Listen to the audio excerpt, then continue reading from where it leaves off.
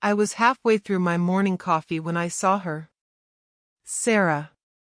She stood at the office lobby entrance, arms crossed, looking like she was about to declare war. My chest tightened before I even reached her. "Hey," I said, forcing a smile. She didn't smile back. She tilted her head and said, "We need to talk." I froze. Sure. Here? Yes. Here. Everyone can hear.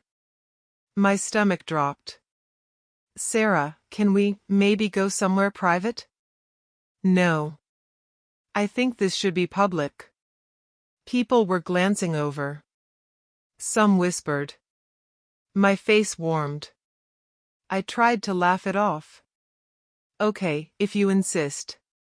Sara took a step closer. Her voice was calm, but every word felt like a knife. "Ayan. I'm done." I blinked. "Done? What do you mean?" She looked me in the eye, sharp and cold. "I mean, I'm tired. Tired of supporting a man with no future." The world tilted. I couldn't speak. My mouth felt full of cotton. "You, what?" I said, "I'm done. I can't do this anymore. I can't be with someone who can't keep up. I deserve better." I swallowed hard. "Sara, we've been together for years. We've built things. I mean, I've been trying." She shook her head. "Trying isn't enough. It never was." I felt heat rush to my ears. People were staring. Someone coughed. My coworker Rehan appeared beside me, putting a hand on my shoulder. "Hey, are you okay?" he whispered. I don't know," I admitted. Sara glanced at him, annoyed. "Don't interfere, Rehan." He shrugged. "I'm not. Just checking if my friend is alive." I wanted to speak, to argue, but nothing came out. My throat felt like it had turned to stone. "Look, Ayan," she continued, her voice almost soft now, but it didn't reach her eyes. "I can't do this anymore. I can't wait for you to figure your life out. I've been patient. I've been supportive. But I'm done." I opened my mouth. Closed it. Opened it again. "Sara, you're overreacting. I've been working hard, this project."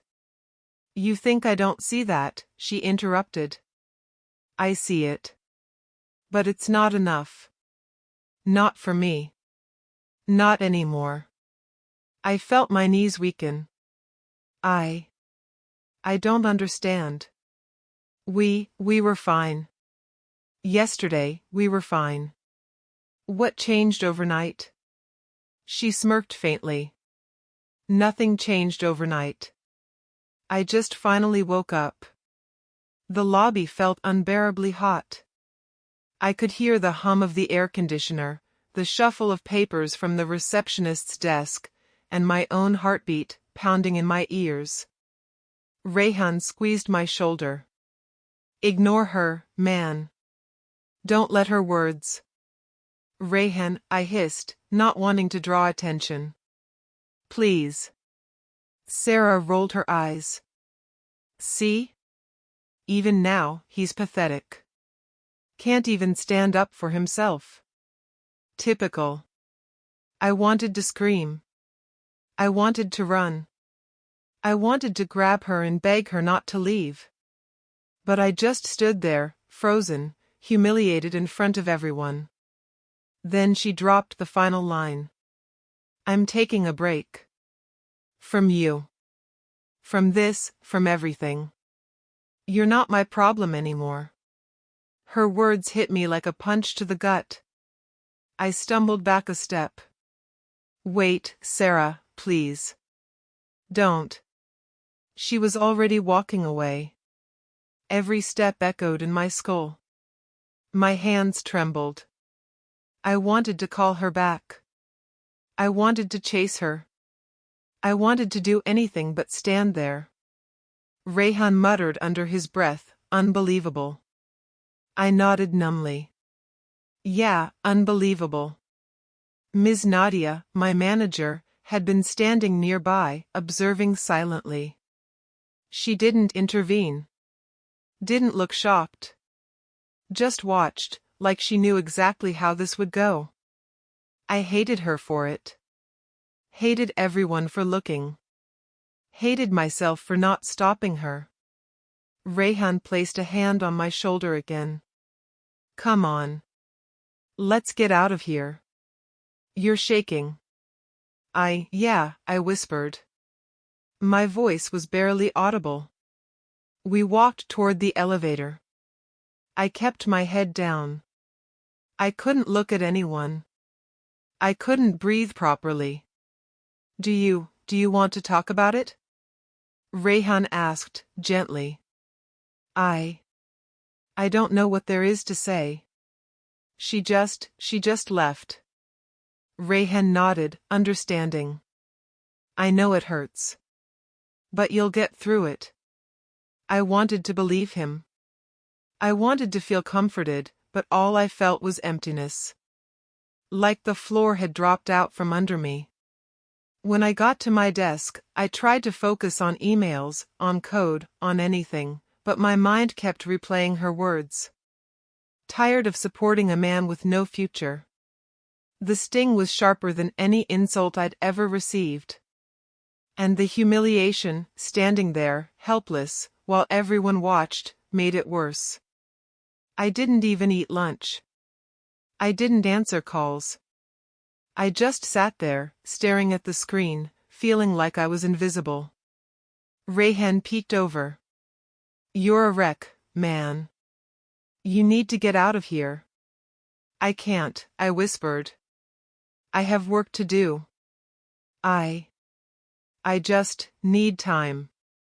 He leaned against the cubicle wall. Fine. But you won't survive on silence and bitterness. You know that, right?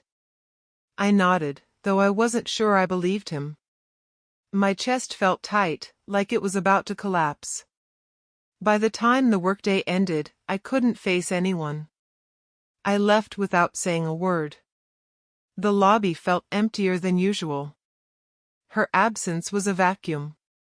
I walked to my car, hands gripping the steering wheel. My vision blurred. I turned the key, started the engine, and drove without noticing where I was going. Every stoplight, every pedestrian, every honking horn felt surreal. I couldn't shake the image of her walking away, the casual cruelty in her expression. When I finally got home, I dropped onto the couch, exhausted, both physically and emotionally. I tried to process the events, but my mind was a storm of disbelief, anger, and heartbreak. I whispered to myself, why would she do this? The walls felt like they were closing in. The world outside seemed irrelevant. My phone buzzed. It was a message from Rehan, call me if you need to vent. I stared at it. My fingers hovered over the screen. I wanted to call him, wanted to scream into the phone, wanted to ask why life could be so cruel. But I didn't. I just sat there, staring at the ceiling. I didn't know what to do next. I didn't know how to eat, sleep, or even breathe properly. All I knew was that the person I loved had walked away in front of everyone, and I had been powerless to stop her. That night, I lay awake, staring at the ceiling, replaying her words, her smirk, the coldness in her eyes. My chest ached. My head spun. I couldn't sleep. I couldn't think straight. I couldn't feel anything except raw, aching pain. And in that pain, a tiny, almost imperceptible spark ignited. I didn't know it then. I only knew the world had cracked open, and somehow, I had to step through the pieces. I woke up to the same emptiness that had haunted me all night. My apartment felt too quiet, like it was mocking me. I reached for my phone, hoping for a message. Maybe Sara had changed her mind, but it was blank. Great, I muttered. Just great. I tried to get out of bed, but my body protested. My legs felt heavy, my chest tight. I poured coffee mechanically, staring at the wall. The aroma barely registered. Rehan called just as I sat down at my desk. Ayan. You there? Yeah, I said, voice hollow. Don't sound okay. Did she text you? No. Nothing. Like I don't even exist anymore. He sighed. Man. I know you're hurting. But you can't let her erase you. I don't even know what to do, I admitted. I keep replaying it. Her words, her face. Let it out, he said. Don't bottle it. You'll explode. I ran my hand through my hair. I feel humiliated. In front of everyone. I can't even look at anyone at work today. You don't have to, Rehan said. Stay home if you need to. Just, don't disappear completely. I can't disappear. I have deadlines. Meetings. Then survive today. One step at a time. I hung up and tried to focus. My email notifications blurred into nonsense. Code lines felt meaningless. Everything reminded me of her, the little notes she left, the coffee mug she always used. By mid-morning, I dragged myself to the office. The lobby felt the same, but emptier somehow. I tried to act normal, but my colleagues avoided eye contact. I caught snippets of whispers. Did you see what happened? Poor guy. I ignored them. Ignoring was easier than facing questions I couldn't answer. Then I saw them. Sara and Zayn, laughing near the coffee machine. My stomach dropped. They didn't notice me at first, too busy with their whispers and shared smiles. I gritted my teeth. Great. Just what I needed, I muttered. Rehan appeared beside me, lowering his voice. Don't look. Just don't. I can't, I said through clenched teeth. I can't stop looking. Trust me, you'll regret it. I watched them. Every laugh felt like a punch. Every glance they exchanged seemed to mock me. Sara had moved on in seconds, or maybe she'd been planning this all along. I wanted to storm over, demand answers, scream at both of them, but I didn't. I just stood frozen, my hands shaking. Hey, Ayan, Rehan said gently. Coffee? Break? Anything? I don't know if I can face them, I whispered. Then don't. Let's sit over there, he said, nodding toward a quiet corner. We sat. I tried to sip my coffee, but it tasted like ash. My mind kept replaying her words. I'm tired of supporting a man with no future. I don't understand, I said finally. We were fine. Or at least I thought we were. Why would she do this? Rehan shrugged. Some people aren't worth understanding. You can't control their choices, only your own. I can't just forget it, I muttered. I keep thinking about every little thing I did wrong. Maybe if I had done more.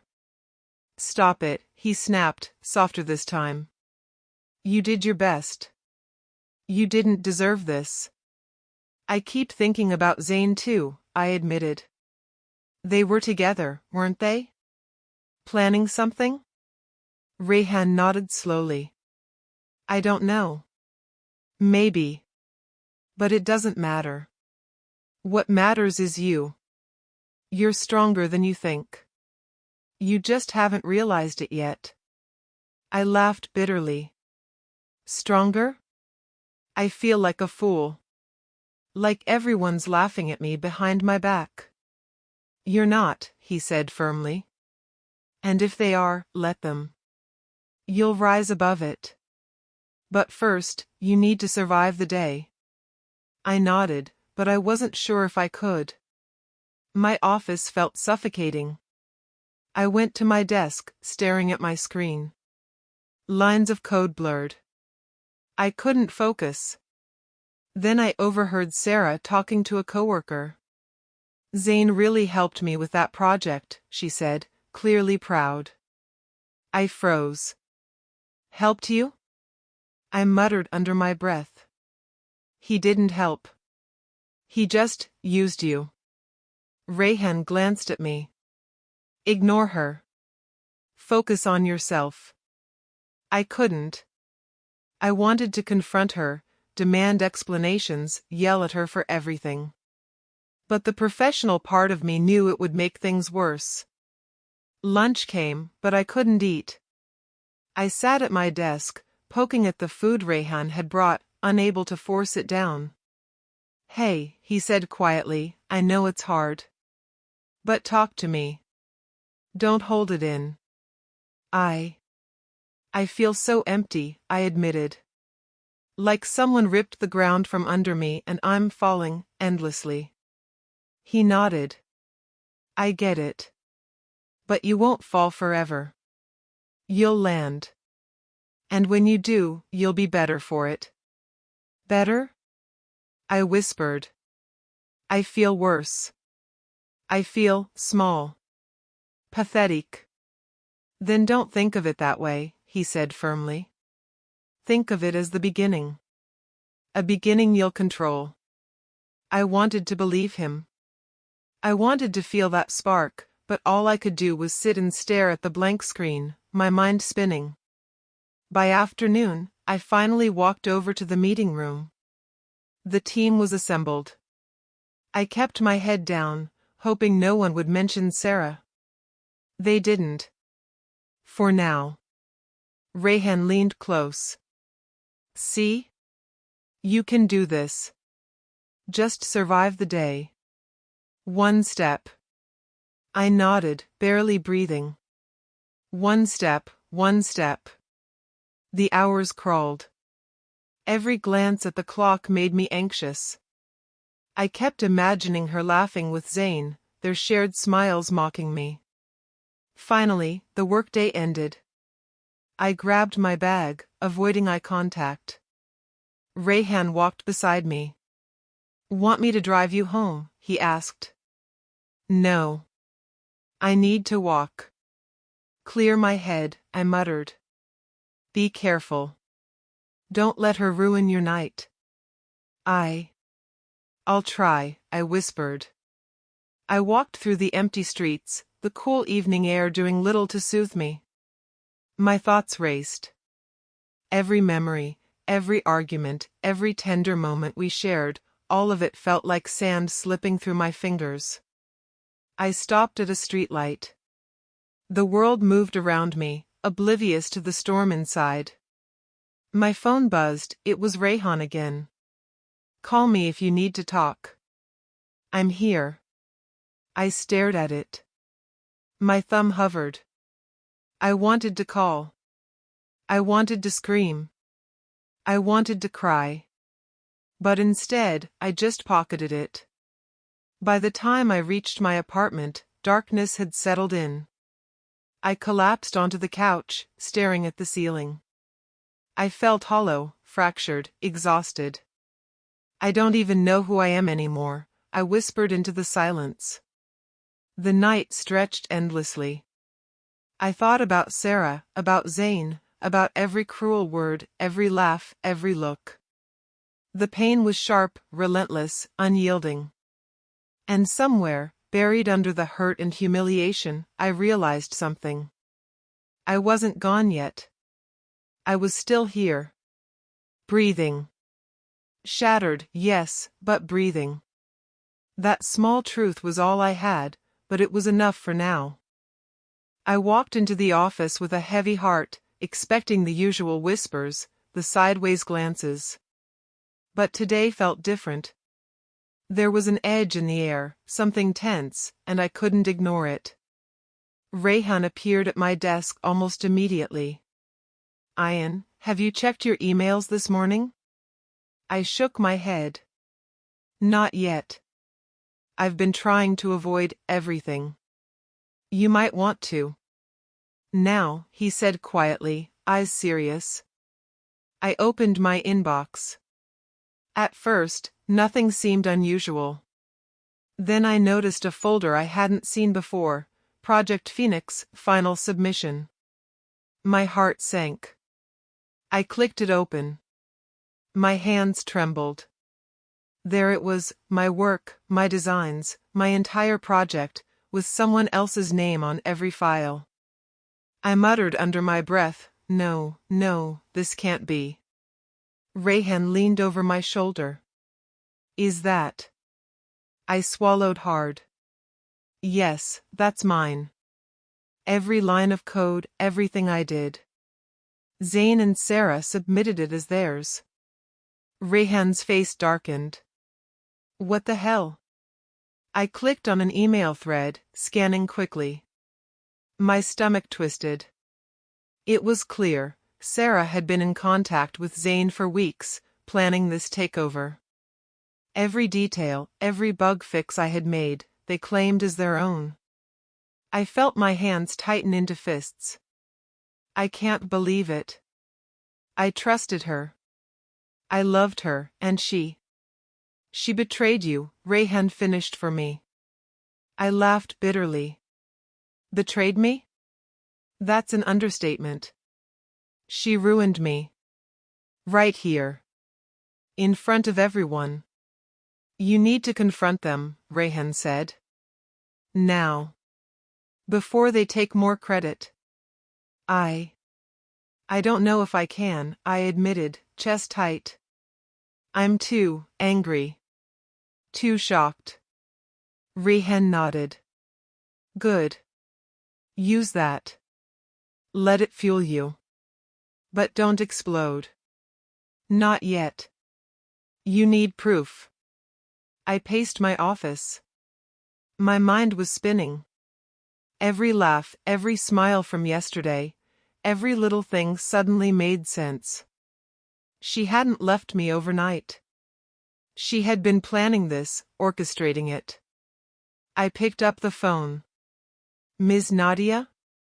Yes, Ayan. What is it? Her voice was calm, professional.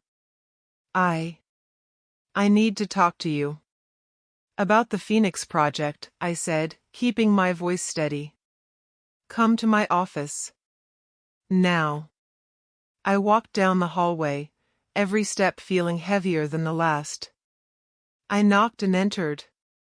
She looked at me, eyes sharp, arms crossed. Sit, she said. I sank into the chair, feeling exposed. Ms. Nadia. I think Sara and Zayn submitted my work as theirs. Her eyebrows rose. Explain. I opened my laptop, showing her the email threads, the submissions, the copied files. Every line, every document, it's mine. And they know it. They've been collaborating behind my back for weeks. She studied the screen silently. I see. I trusted her. I exploded. I loved her, and my voice cracked. She used me. Right under my nose. Ms. Nadia leaned back, steepling her fingers. Ayan, this is serious. Have you confronted them? I don't know if I can. I want to, but I also want to scream and break something. Good. Feel it. But don't act yet. Gather everything. Proof. Dates. Emails. Screenshots. Don't let emotions make this messy. I nodded, though my mind was spinning faster than ever. I'll do it. But it feels impossible. How could she? She's a grown woman. Capable of her choices. You need to be capable of yours. Right now, your goal is to reclaim your work. I clenched my fists. I will. I have to. I can't let them get away with this. Rehan appeared in the doorway. You okay in here?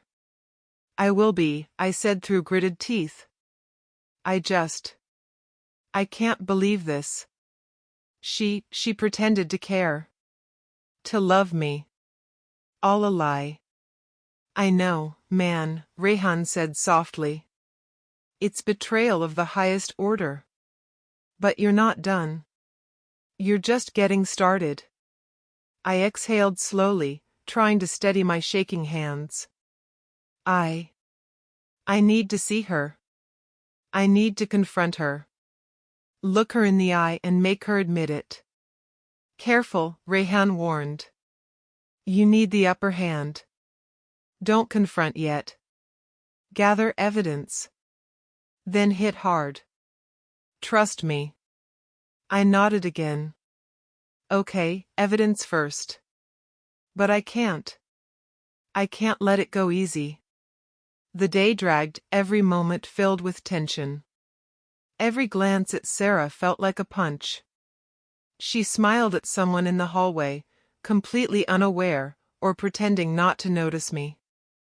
I walked past her, my heart hammering. I muttered under my breath, "You think you're clever, huh?"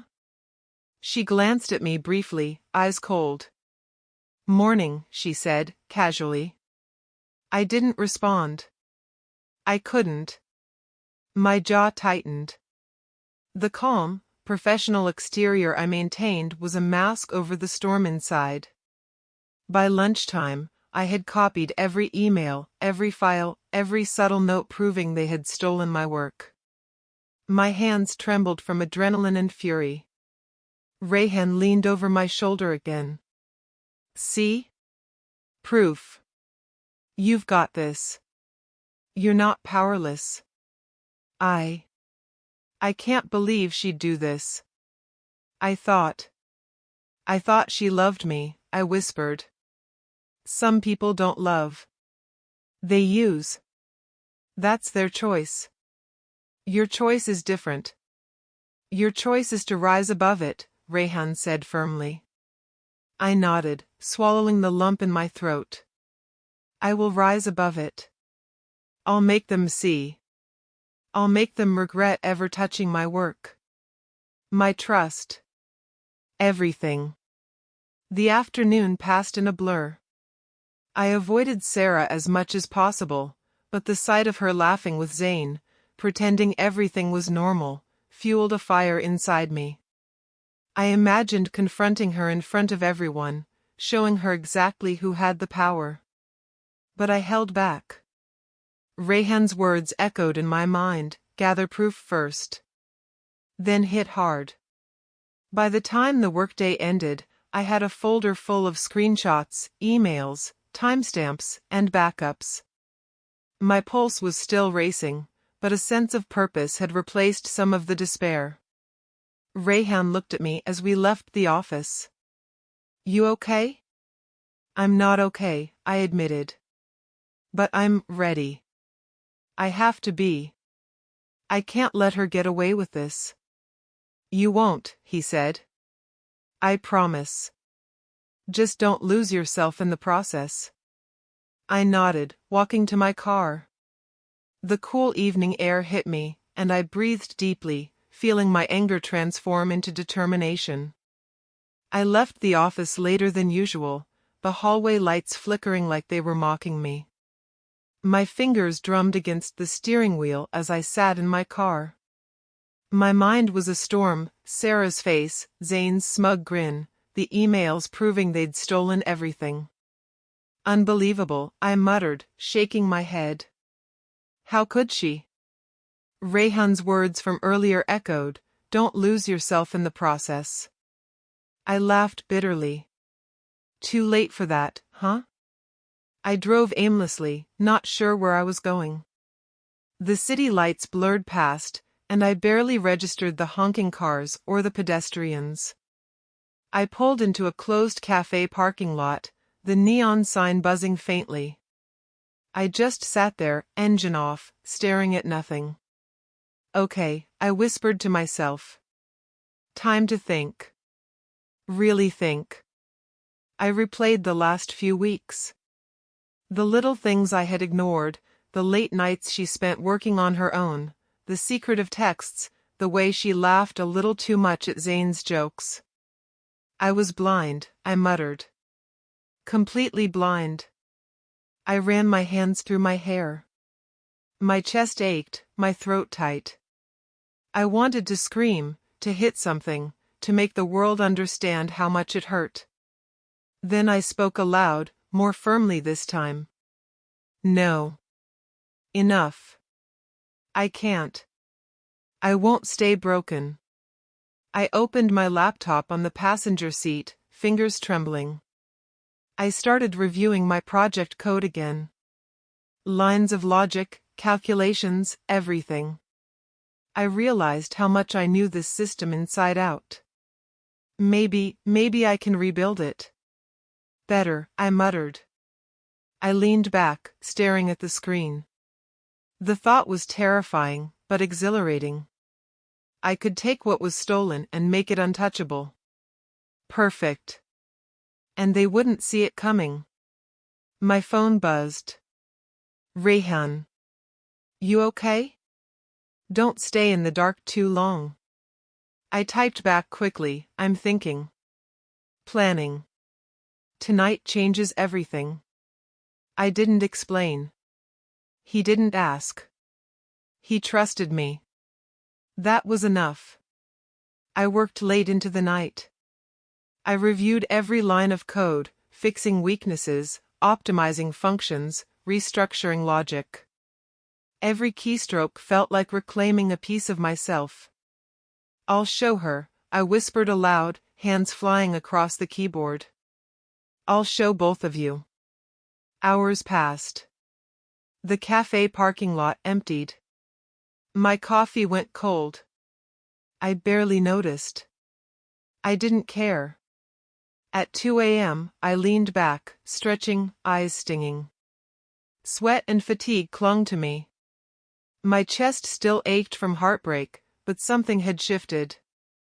The despair that had weighed me down all week was slowly morphing into focus.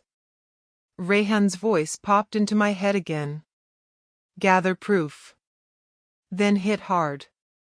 No, I whispered. Proof is useless if they see me coming. I need to surpass them. Outperform them. Make it undeniable. I opened a new file and started a plan. New features, improvements they couldn't replicate. Every line of code, every interface tweak, every functionality upgrade, I mapped it out. This is it, I muttered. I take back what's mine. And then, they'll see who I really am. I paused, looking out the car window at the quiet street. I can't rely on luck anymore. I can't wait for them to fail. I have to act. I have to rise. I thought about Sara. Her smug face, her laughter, the coldness in her voice when she said she was done. You thought I was weak, I whispered. You thought I was replaceable. You thought I'd stay down. You thought wrong. My fingers hovered over the keyboard, and I grinned faintly. Not because I was happy, but because the first spark of control had returned. I worked until my eyes burned, until the city outside was silent and still. I didn't stop for water, didn't stop for food. I just typed, restructured, rebuilt. Every corrected line of code, every enhanced algorithm, every feature improved, it felt like punching back at the world, at Sara, at Zane. At 4 a.m., I finally leaned back, exhausted but alive in a way I hadn't been for weeks. My project wasn't just restored. It was perfected. I'm ready, I whispered. No more hiding. No more being small. No more letting anyone, especially her, define me. I closed the laptop and looked out the windshield. The first hint of dawn was breaking over the city skyline, painting the sky orange and pink. New day, I said softly. New rules. I make the next move. For the first time since the breakup, I felt a tiny pulse of something I hadn't felt in days. Determination. Control. Power. I thought about the office, about Sarah's smug face, about Zane's arrogance. They'll see me soon, I muttered. They'll see everything. And they won't know what hit them. I got out of the car, stretching, shivering in the early morning chill. My hands were still shaky, my heart still racing, but I felt alive. A new kind of alive. One forged from betrayal, pain, and the burning need to reclaim what was mine. I walked home slowly, replaying my plan in my head. Every detail, every step, every potential obstacle. I knew I couldn't rush this. Precision mattered. Patience mattered. But the fire? The fire was unstoppable. When I finally reached my apartment, I didn't collapse onto the couch. I sat at the desk, opening my laptop again. I reviewed the code once more. Everything was perfect, flawless, mine. I'll show you, I whispered, leaning close to the screen. I'll show her. I'll show him. I'll show everyone who ever thought I was replaceable. I leaned back, exhausted but satisfied. The night had been long, grueling, and painful. But in that pain, I had found purpose. Sara had broken my heart, but she had also ignited something else. Something stronger. Something unrelenting. I'm not done, I said aloud. Not even close. And this is just the beginning. I shut the laptop. The first light of day crept across my apartment, brushing the walls. I felt the weight of the past week lift slightly. Not gone, but manageable. For the first time, I allowed myself to breathe. To think. To plan. To believe that maybe, just maybe, I could rise above everything she'd taken from me. And I would. I promised myself that. The next morning, I walked into the office with a different energy. My steps were firmer, my chest no longer tight with humiliation, though anger still simmered beneath the surface. I had a plan, and for the first time in weeks, I felt in control. Rehan spotted me immediately. Morning, man. Looking different, he said with a smirk. I smiled faintly. Different good or different bad? Good. Confident. Ready to take on the world. Or at least the office, he teased. I laughed quietly, feeling the tension in my shoulders ease. Let's hope it's the right kind of different. Ms. Nadia appeared beside my desk. Ayan, can we talk? Of course, I said, trying to sound casual. She led me to her office. I've been reviewing your work. Your contributions to the Phoenix project were exceptional. I've decided to assign you as lead for a new project. Confidential. High stakes. High visibility. I blinked. Me? Led? Yes. You've proven your capability. I trust you. And frankly, the company needs someone with integrity and vision, qualities you clearly have. I swallowed hard. Thank you, Ms. Nadia. I won't let you down. I know you won't, she said, nodding. Take your team seriously. Inspire them. And don't let personal matters interfere. I clenched my fists under the desk. Personal matters. She had no idea what I'd endured. I walked back to my desk, trying to appear calm. Rehan was grinning. Looks like karma's on your side. Feels like it, I muttered. Feels like the first real win in weeks. I called a brief team meeting. All right, everyone. New project. Big responsibility. I'll be leading this one, and I expect full commitment from each of you. A few heads nodded. Quiet murmurs of agreement filled the room. Then my eyes landed on Aisha. She was quiet, sitting at the far corner, focused on her laptop. There was something about her demeanor, calm, precise, intelligent. I remembered hearing Ms. Nadia mention her contributions before. I approached her. Aisha, right? I'll be counting on you for this project. She looked up, eyes steady. I won't disappoint. Good. We'll do this together, I said, feeling a strange sense of ease. Her confidence seemed to complement mine. Hours passed, and I immersed myself in planning. The project needed innovation, speed, precision. Every detail had to be perfect. And I noticed something remarkable. I wasn't weighed down by Sara's betrayal anymore. My focus sharpened. At lunch, Rehan joined me. Feeling better? He asked. Yeah, I said, sipping my coffee. Actually, more than better. I feel alive. Focused. He nodded. Good. Now don't let anyone, especially her, throw you off. You've got momentum. I frowned slightly.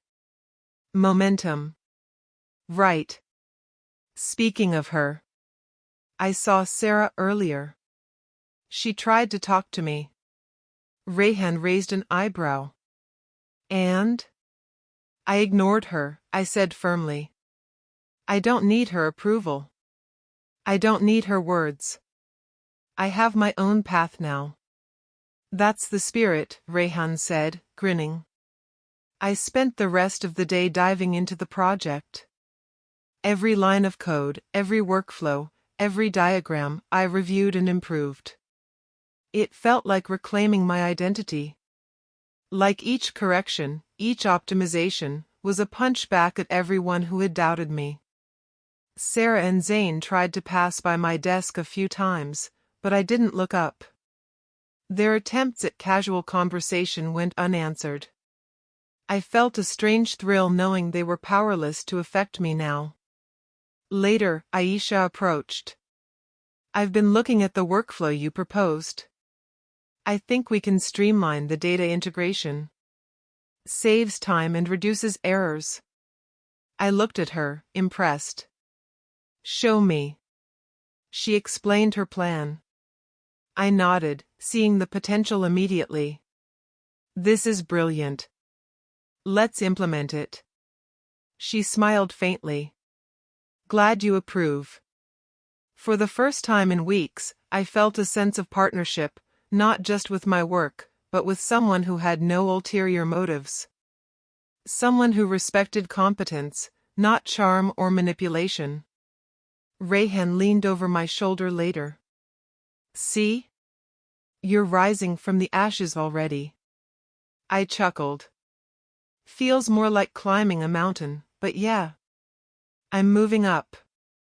By mid-afternoon, the project was shaping up faster than expected. I called a brief check-in with the team. Everyone's doing great. I can see dedication, intelligence, and results. Keep this up, and we'll finish ahead of schedule. Aisha nodded, focused. We can do this. Together.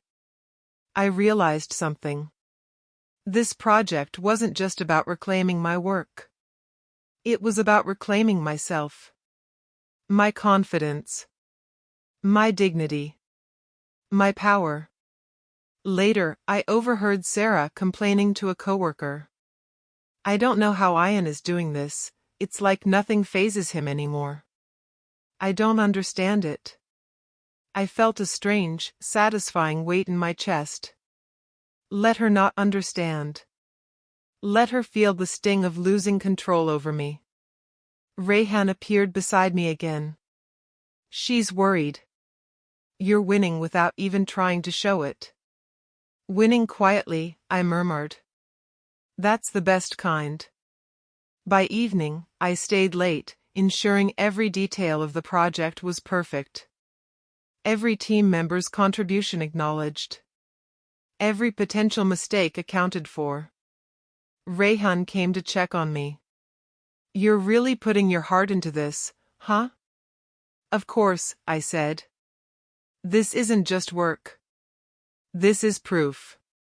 Proof to myself, and to them, that I'm not weak, I'm not replaceable. He nodded, a quiet understanding in his eyes. Good. Don't let anyone take that from you again. I glanced at Aisha, still focused on her screen. You know, I said quietly, it's good to have someone you can trust on your side. Someone who's competent, focused, loyal. She looked up briefly. I appreciate that. You don't know what it means, I muttered, not entirely sure why I said it. But it felt honest. It felt real. When I finally left the office, the night air was cool and calm. My steps felt lighter. The burden of betrayal hadn't disappeared entirely, but it was no longer crushing me. I called Rehan. Hey, want to grab a drink? Just to decompress. Absolutely, he said. You earned it. We walked into the quiet bar, a sense of camaraderie warming me. I told him about the day, about Aisha, about the progress. You're changing, Rehan said. Not just at work, you're changing from the inside out. I arrived at the office the next morning with a sense of purpose I hadn't felt in weeks. Every step toward the lobby felt deliberate, calculated. Sara and Zayn were already there, chatting animatedly, but this time, their smiles didn't intimidate me. Rehan leaned over my desk. You're different today. I can see it. I feel different, I admitted. Like, the tables are about to turn. Good, he said. Let them underestimate you. That's your advantage. I nodded, my fingers tapping against my desk. I had compiled everything, emails, timestamps, screenshots, and backups. Every detail of their deceit documented. But I didn't want to confront them yet, not in anger. I wanted precision, strategy, and satisfaction. At 10 a.m., Ms. Nadia appeared, calling me to her office. Ayan, we need to discuss the Phoenix project. Come in. I followed her, feeling the anticipation coil tight in my chest. I've reviewed the submissions, she said, voice calm. Something doesn't add up. The progress on this project is exceptional, far beyond expectations. But some inconsistencies suggest irregularities. I leaned forward, heart hammering. Irregularities? What do you mean? Files, timestamps, reports. There are anomalies that point to collaboration or unauthorized submissions, she said. I nodded slowly, hiding my smile. I've noticed that too, Ms. Nadia. I think I can clarify everything. She raised an eyebrow. Go on. I took a deep breath. Sara and Zayn submitted work that was originally mine. They've been using my files, my code, and presenting it as theirs. Ms. Nadia's eyes narrowed. Do you have proof? I opened my laptop, showing her every email thread, every copied file, every timestamp and version history. Everything is here. You can see who created each line of code, each diagram, each submission. She reviewed the files silently. Then she looked up. This is damning. Exactly, I said. And I wanted to present it properly before confronting anyone directly. I want this handled professionally, without unnecessary chaos. Ms. Nadia nodded. I admire your composure. We'll call a team meeting. Public, in the conference room. Let everyone see the facts. I felt my pulse quicken. Karma, I thought. Finally. Rehan appeared at my desk a few minutes later. Ready, he whispered. More than ready, I said quietly. The conference room filled quickly. Sara and Zayn entered, confident, unaware of what awaited them. Their smiles faltered slightly when they saw me standing at the front, laptop in hand, Ms. Nadia behind me. Morning, I said evenly. We need to review the Phoenix project submissions. There are some discrepancies. Sara blinked. Discrepancies? What are you talking about? Discrepancies in credit and authorship, I said, projecting my voice. And I have proof. I displayed the emails, timestamps, and file histories on the screen. Every line of code, every document, every submission, shows who created it. And it wasn't Sara or Zayn. It was me. A few team members murmured. Some shifted uncomfortably. Sara's face went pale. That's not true. It must be a mistake. No mistake, I said firmly. You submitted my work as yours. You knew exactly what you were doing. And here's the evidence. Zayn opened his mouth, but I held up a hand. Please. Let the facts speak for themselves. Ms. Nadia nodded. I've reviewed this thoroughly. The evidence is clear. This is plagiarism and professional misconduct. Sara swallowed hard. Ayan, please. I didn't mean. You didn't mean to steal my work? I repeated, voice calm but icy. Or you didn't mean to betray me as a person? The room fell silent. I felt eyes on me, watching, waiting. The power dynamic had shifted. I was no longer the humiliated victim. I was the one in control. Ms. Nadia's voice cut through the tension. Sara, Zayn, you will have consequences. Your credibility, your positions, will be reviewed immediately. This behavior is unacceptable.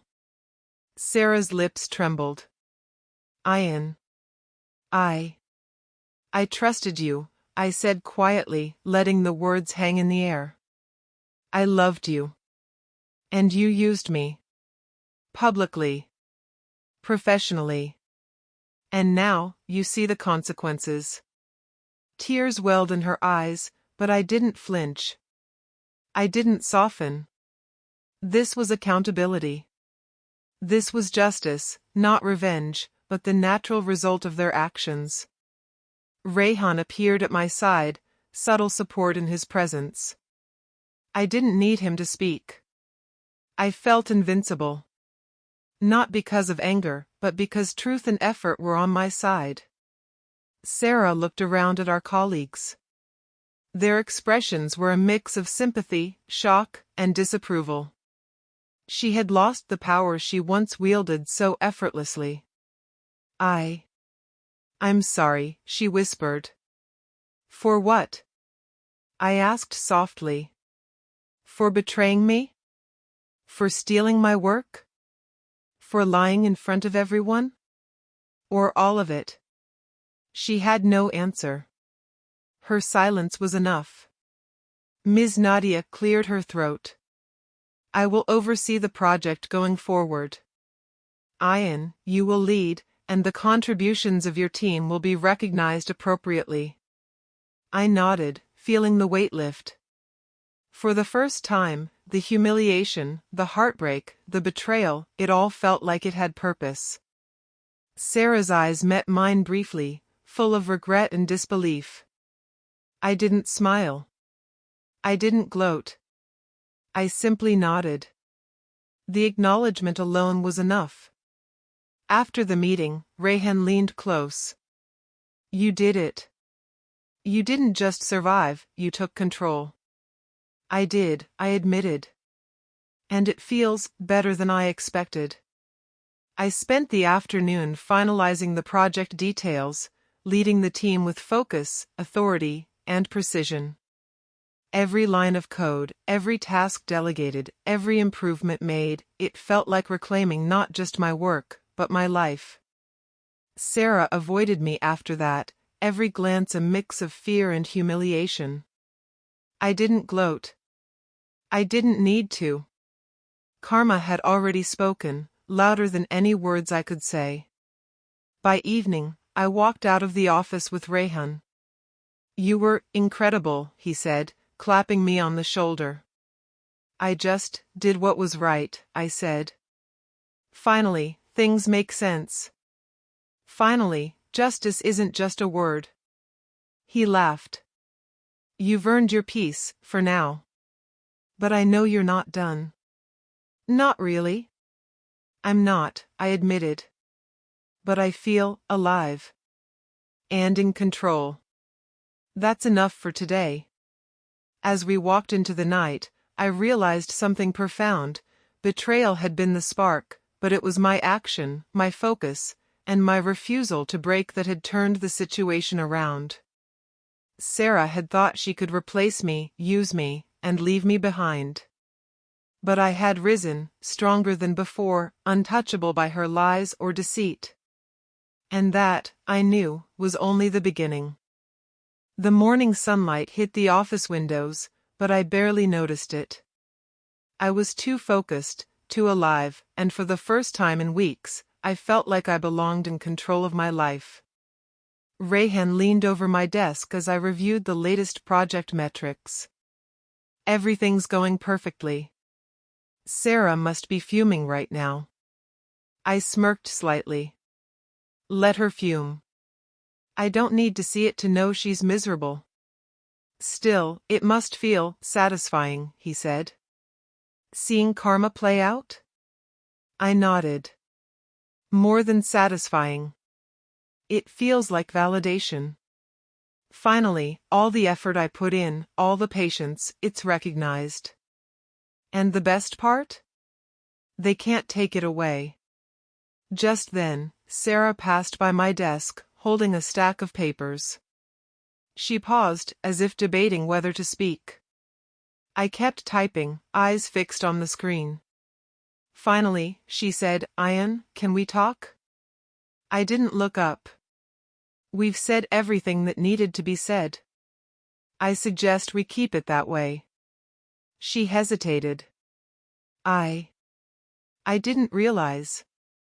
I pressed a key firmly, making my point clear without raising my voice. Stop. Just stop.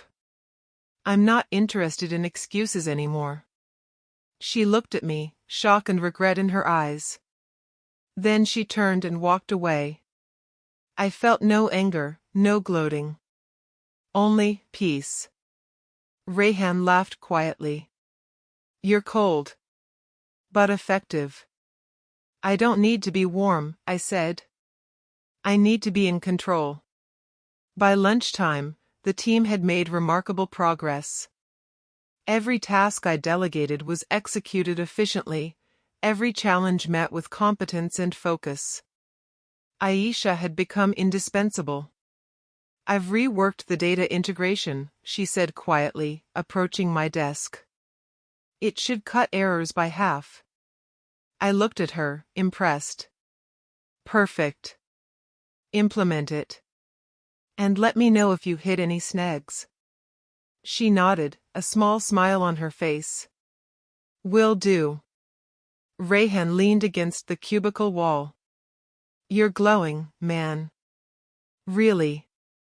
You look unstoppable. I feel unstoppable, I admitted. This isn't just about work. This is about reclaiming everything I lost. The afternoon was a blur of meetings, coding, and strategic discussions. Each successful outcome, Each compliment from colleagues, each milestone reached, it felt like climbing higher, leaving the betrayal and heartbreak behind me. Sara tried again, this time with Zayn hovering nearby. Ayan, can we talk about the project? I kept typing, fingers flying over the keyboard. Not interested. You've done enough damage already. She looked at the team members watching us, shame evident on her face. Zayn fidgeted. We didn't mean for it to get so complicated. You didn't mean? I repeated, voice calm, almost clinical. You meant. You planned. You deceived. And now you see the result. Ms. Nadia appeared nearby. Ayan, the team appreciates your leadership. The project metrics are impressive. You're setting an example for everyone. I nodded, keeping my focus. Thank you, Ms. Nadia. Sara's face fell. Her power over me was gone. Completely gone. And she knew it. Later, I called a brief meeting with my team. Everyone's progress has been incredible. Aisha's data integration improvements are already reducing errors significantly. Let's keep up this momentum. The final presentation will be flawless. I watched the team respond with energy and focus. Their respect wasn't forced, it was earned. Every word I said carried weight, every instruction mattered. Rehan appeared beside me afterward. Look at you. Confidence, control, respect. All in one package. You're like untouchable. I chuckled softly. Feels good. But I won't get cocky. Not yet. There's more to do. The rest of the afternoon flew by. Each time Sara glanced at me, I ignored it. Each attempt she made to interact failed. Zayn tried to interject once or twice, but I simply smiled politely, neutral, untouchable. By the end of the day, I realized something. The humiliation, the heartbreak, the betrayal, they were gone. Not erased, not forgotten, but transformed. They were now fuel, energy, momentum. I had turned their negativity into my own advantage. Rehan clapped me on the shoulder. You've officially risen from the ashes. Don't let anyone tell you otherwise. I won't, I said. Not ever again. We stayed late, reviewing project reports and fine-tuning presentations. Every task completed, every milestone reached, added weight to my newfound confidence. I can't wait for the final review, I said quietly. I want them to see it. Everyone. The proof. Rehan smirked. They'll see it. And you'll enjoy every second of it. As we packed up to leave, I noticed Sara lingering by the elevators, eyes fixed on me. She looked defeated, powerless. Her whispers with Zayn were hushed, her usual arrogance gone. I didn't gloat. I didn't need to. Karma had already spoken. Outside, the night air was cool and refreshing. I inhaled deeply, feeling alive, invigorated. I can't believe this, Rehan said, shaking his head. From heartbreak to dominance in 1 week. I believe it, I said. It's the culmination of focus, patience, and determination. And a little karmic justice. He laughed. Don't get too philosophical now. But yeah, it's satisfying. I nodded. Satisfying, yes. But not the end. This is just the beginning. There's more to prove, more to reclaim. Rehan smiled knowingly. And you will. I know you will. I walked home later, alone, but not lonely.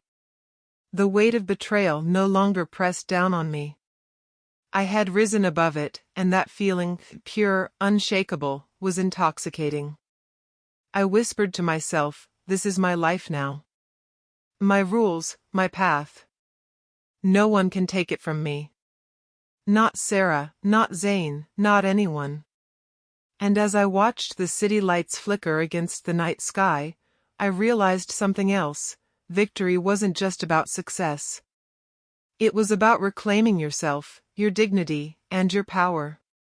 And tonight, for the first time in weeks, I felt like I had all three. The morning sunlight hit the lobby as I walked in, but this time, I felt nothing but control. No nerves. No shame. Only purpose. Today, everything would change. Rehan caught up to me near the elevators. You sure about this? You're not rushing? No, I said firmly. I've been patient. I've gathered proof. I've rebuilt everything. Now, it's time for her to face the truth. He nodded. Good. I'll back you up if anything goes sideways. I didn't answer. My eyes were fixed ahead, Sara. She was leaning casually against the reception desk, phone in hand, a smug smile on her face. Zane hovered nearby, trying to look important. Morning, Ayan, Sara said brightly when she noticed me. I ignored her greeting, walking past without acknowledgement.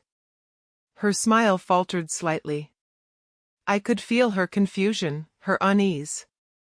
Rehan whispered beside me, oh, she's definitely feeling that. I smirked faintly. Good. I went straight to Ms. Nadia's office and requested a brief meeting. I need to finalize the Phoenix Project report and address the authorship issue, I explained calmly. She nodded. Of course. Gather everyone in the conference room. Public accountability is the best approach. Within minutes, the team assembled.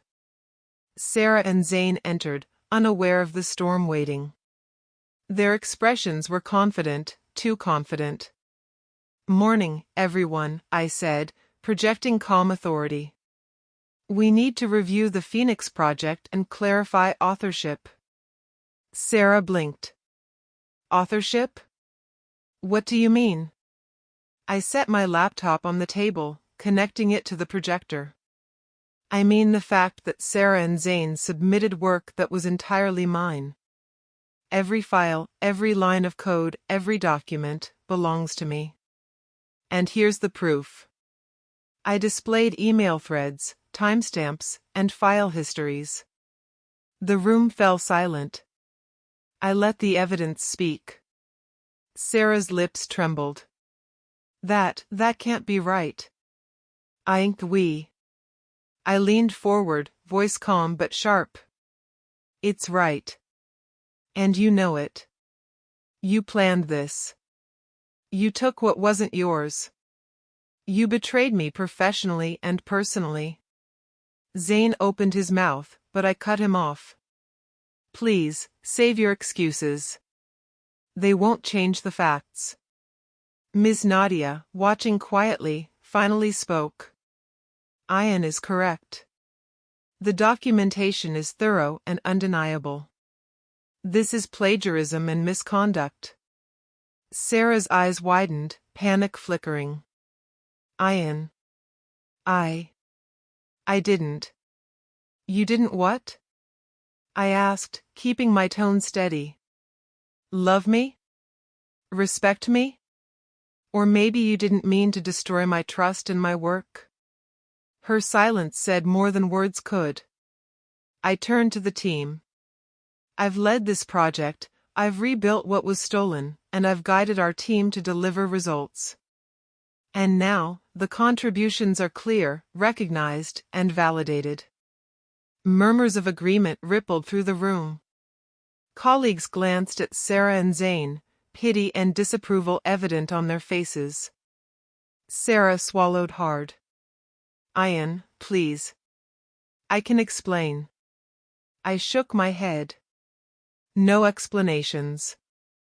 No apologies. Actions have consequences. You know that now. Ms. Nadia's gaze was sharp. Sara, Zane. I will handle the disciplinary measures. But the point is clear: honesty, integrity, and respect are not optional. They are required. Sarah's shoulders slumped. The arrogant confidence I remembered was gone. Zane looked uncertain, fumbling with his hands. I felt a strange calm. I didn't gloat. I didn't relish their discomfort. I simply stood tall, the power I had reclaimed radiating naturally. I trusted you, I said softly, letting my voice carry to the edges of the room. And you used that trust. But now, you see the result. Karma isn't about revenge.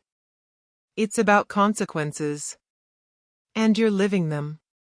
She looked at me, tears welling in her eyes. I never meant for this to happen. No, I said quietly, almost to myself. You meant it. And that's why this is fair. The room was silent. Every colleague was watching, witnessing the shift in power. Sara had once humiliated me. Now, she was powerless. And it wasn't my doing, it was the undeniable truth, meticulously gathered and presented. Rehan leaned close. You did it. You didn't just survive, you dominated without losing your integrity. I nodded, eyes fixed on Sara. It wasn't easy. And it won't be easy to forget. But it's over. My work, my dignity, my life, is mine again. Sara whispered something under her breath, but it was inaudible. I didn't need to hear it. The recognition, the acknowledgement of her wrongdoing, the public clarity, was enough. I glanced at Ms. Nadia. Thank you for your guidance. And for ensuring fairness. She nodded, approvingly. You handled this with composure, Ayan. Professional and personal accountability rarely intersect so cleanly. I felt a sense of closure settle over me. Not peace entirely, not yet. But control. Recognition. Power. The humiliation, the heartbreak, the betrayal, they had been transformed into fuel. Sara and Zane were escorted by HR shortly afterward. Their whispers were desperate, their glances toward me pleading. I ignored them. There was nothing left for me to say. Rehan smirked. She never saw that coming, huh? Never, I agreed, a calm smile forming. And that's the beauty of it. Karma doesn't need me to act. The evidence did it for me. The rest of the day passed in a blur. I focused on the project, on my team, on reclaiming every ounce of trust and respect I'd lost. Every compliment, every acknowledgement from colleagues, every successful milestone, it was validation of more than work. It was validation of me. At lunch, Aisha joined me. Your leadership, it's inspiring, she said quietly. I've never seen someone turn a situation around so flawlessly. I smiled faintly. It wasn't easy. But it had to be done. Integrity matters more than pride. She nodded. And you proved it. By evening, I walked out of the office, the sky painted in orange and purple. The weight of the past weeks, the heartbreak, the betrayal, felt lighter. Not gone, but tempered by clarity and accomplishment. I called Rehan as I headed home. Hey, today went, well, better than I imagined. Good, he said. And tomorrow? Tomorrow, we continue. We build. We don't stop. But today, I paused. Today. I taste victory. He laughed. That you do. That you do. I hung up and walked the quiet streets, reflecting on the journey. Sara had underestimated me. She had assumed I was replaceable. But I had proven otherwise, not through anger, but through action, skill, and determination. I whispered to myself, replaceable? Never. Not now. Not ever.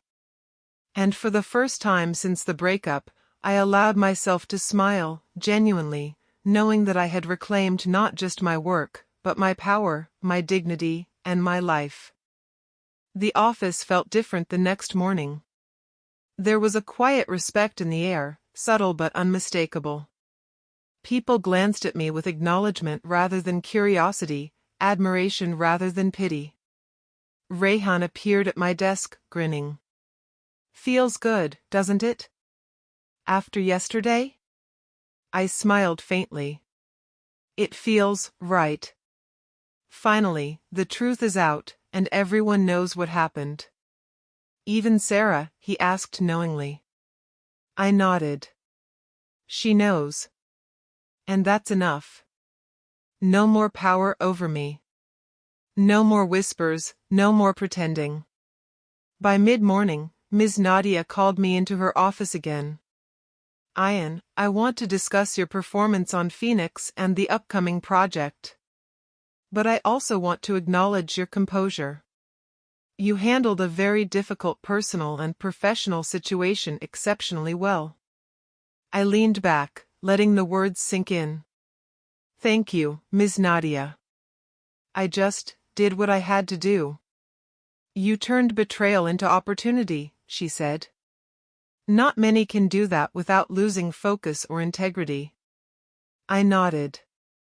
I wanted to show that actions have consequences, and that respect can't be demanded, it has to be earned. She smiled faintly. Exactly. And you've earned it. Walking back to my desk, I noticed the subtle shift in energy. My colleagues approached with renewed respect, asking questions about the project, seeking guidance. No longer were they whispering about Sara and Zayn, they were focused on work, on results, on leadership. Aisha appeared beside me, quietly handing over a revised workflow sheet. I've adjusted the data integration based on our discussion yesterday. The errors are down significantly. I glanced at her. Excellent. That's exactly the kind of precision we need. Thank you. She nodded, eyes briefly meeting mine. I felt a spark of gratitude, not romantic, just respect and partnership. Rehan leaned over my cubicle wall. See? Karma has nothing on this. You didn't just win, you leveled up. I did, I said softly. And it feels liberating. I've been carrying that weight for too long. Later, in a team meeting, I addressed everyone.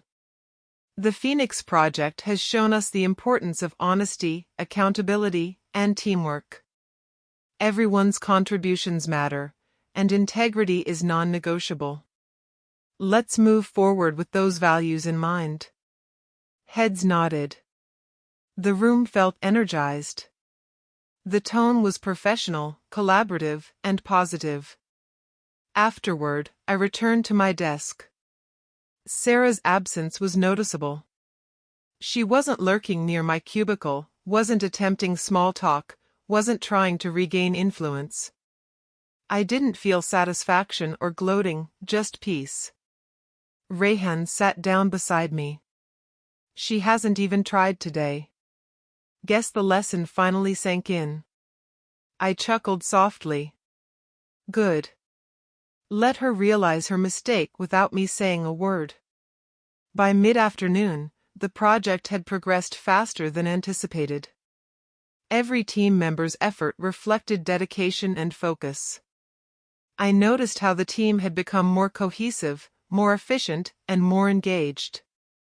Aisha approached again. I've noticed the team's morale has improved. They trust your leadership. Thanks, I said quietly. It's amazing what clarity and accountability can do. No distractions, no deception. Just focus. Rehan appeared again, grinning. You've officially turned the aftermath of betrayal into success. That's rare. I don't feel rare, I said. I feel empowered. Like I finally control my life again. By evening, the office had emptied, leaving a quiet calm. I stayed back, reviewing project documents, finalizing details, and planning next steps. The lingering tension from Sara and Zayn's betrayal was gone, replaced by focus and strategy. Rehan joined me. You're really dedicated. I hope you're not overdoing it. I'm fine, I said, eyes scanning the final reports. This is more than work. It's reclaiming everything that was stolen. My trust, my effort, my dignity. You've definitely reclaimed it, he said. And in a way that can't be taken from you. I leaned back in my chair, reflecting. Betrayal had been the catalyst, but the outcome, this calm, controlled authority, this respect from my team, was earned. Not by anger, not by vengeance, but by focus, effort, and integrity. At home later that night, I sat quietly in my apartment, reviewing my journal.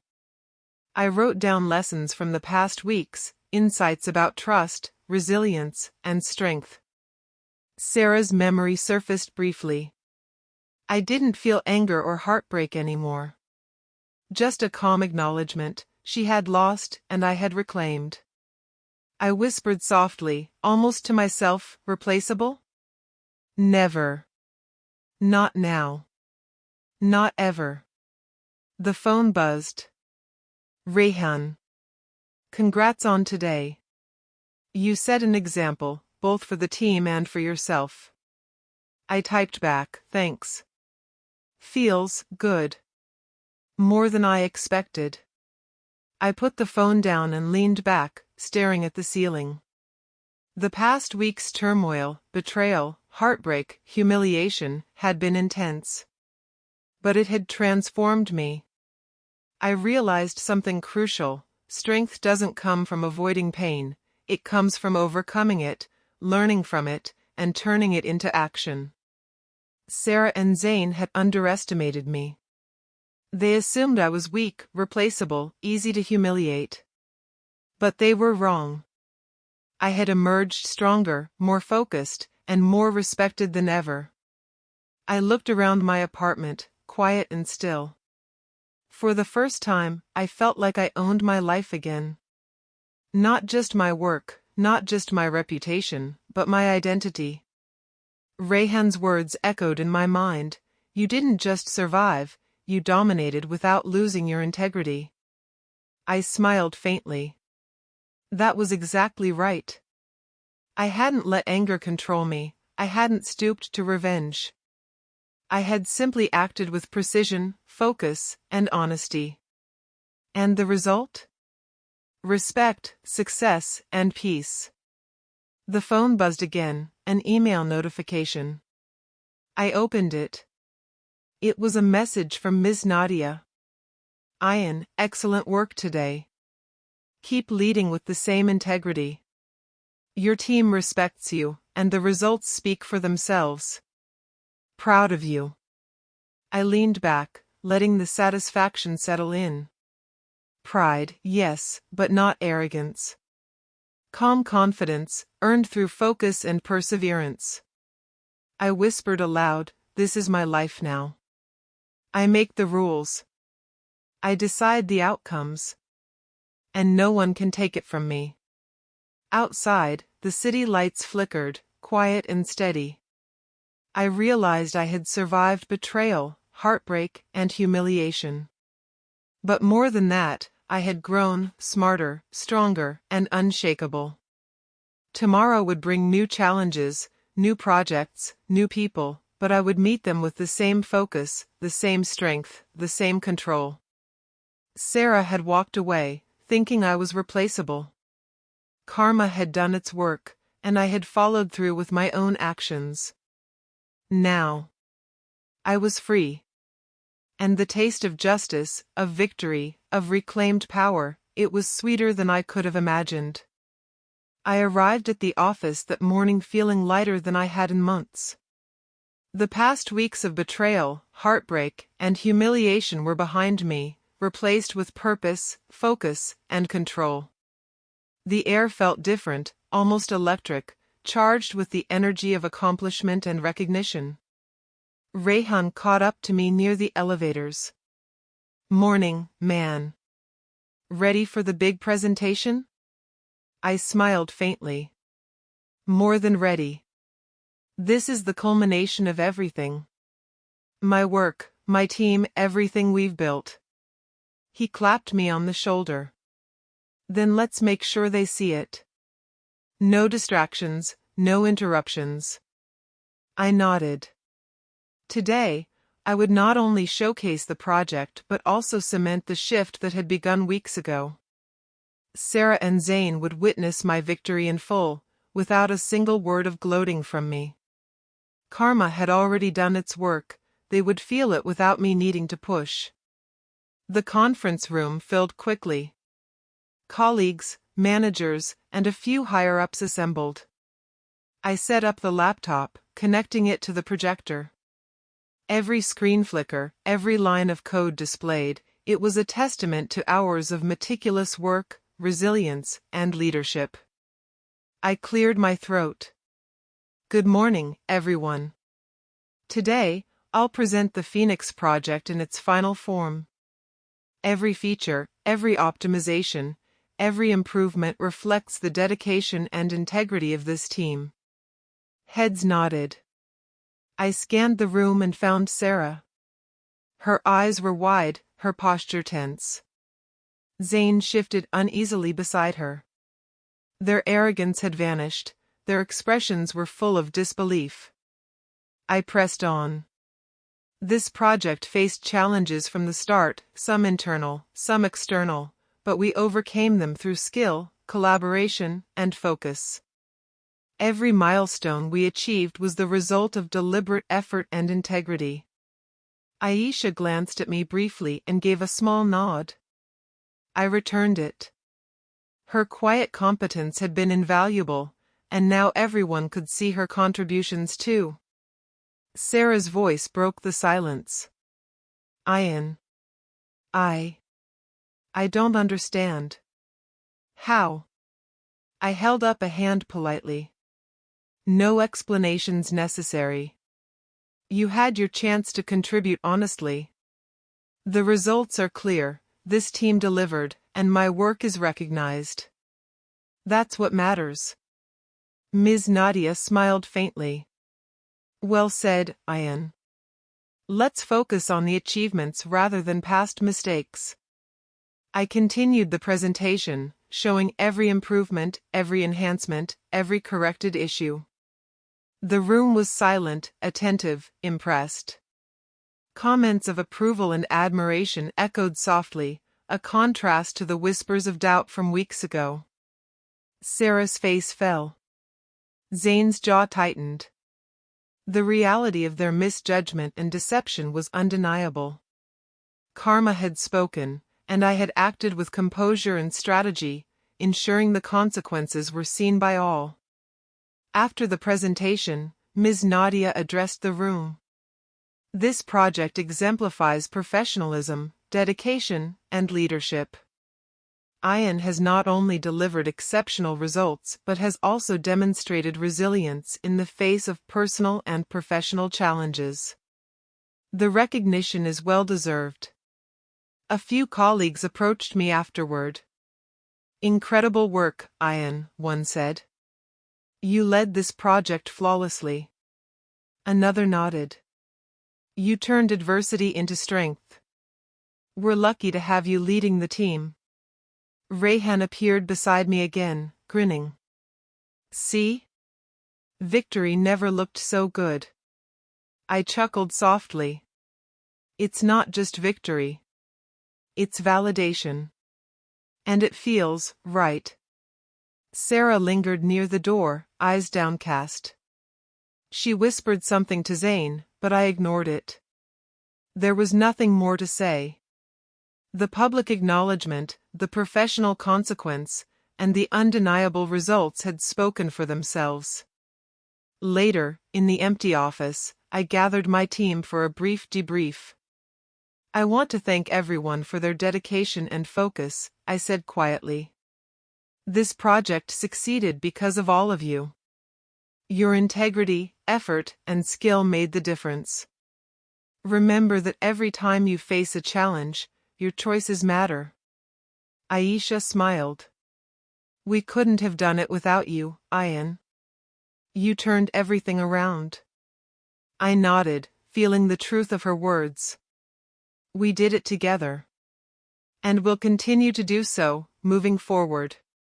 Rehan leaned close. Feeling proud yet? I am, I admitted. Proud, focused, and, finally free of the past. The rest of the day passed in a calm, productive rhythm. There were no whispers, no tension, no reminders of betrayal, only collaboration, respect, and a renewed sense of purpose. By evening, I stepped outside into the cool air, city lights flickering around me. I realized just how far I had come, from humiliation to mastery, from betrayal to closure, from heartbreak to empowerment. Rehan called. Celebratory dinner tonight? Absolutely, I said. It's time to toast to new beginnings. We walked through the quiet streets, reflecting on the past weeks. You've changed, Rehan said. Not just professionally. Personally too. I smiled faintly. I had to. I couldn't remain the same person after what happened.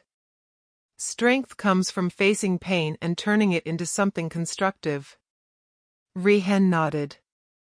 And you did it. Remarkably. Back at my apartment later, I sat quietly, reflecting. I thought of Sara, not with anger, not with longing, but as a lesson. A reminder that not everyone has integrity, and that betrayal is not the end, it can be the beginning of something greater. I whispered to myself, replaceable? Never. Weak? Not anymore. I am the author of my life now. I opened my journal and wrote down the final reflections: resilience, focus, accountability, self-respect. Every challenge faced, every obstacle overcome, had led to this moment of clarity and closure. The phone buzzed. Rehan. To new beginnings. Proud of you, man. I typed back, to new beginnings. Finally, it's our time. I leaned back, looking at the ceiling. The past, the heartbreak, betrayal, humiliation, was a chapter closed. I had reclaimed my power, my confidence, and my life. Outside, the city hummed softly, lights twinkling like distant stars. I realized that life would always bring challenges, but now I was ready. I had learned that resilience, focus, and integrity could turn even the worst betrayals into opportunities for growth and triumph. I whispered one last time, softly, but firmly, this is my life. My rules. My victories. No one can take it from me. And as I closed my eyes, a smile spread across my face. For the first time in months, I felt completely whole. The past was gone. The present was mine. And the future, bright, controlled, and filled with possibilities, was waiting. I had one. Not with revenge, not with anger, but with focus, effort, and integrity. And that was a victory no one could ever take away.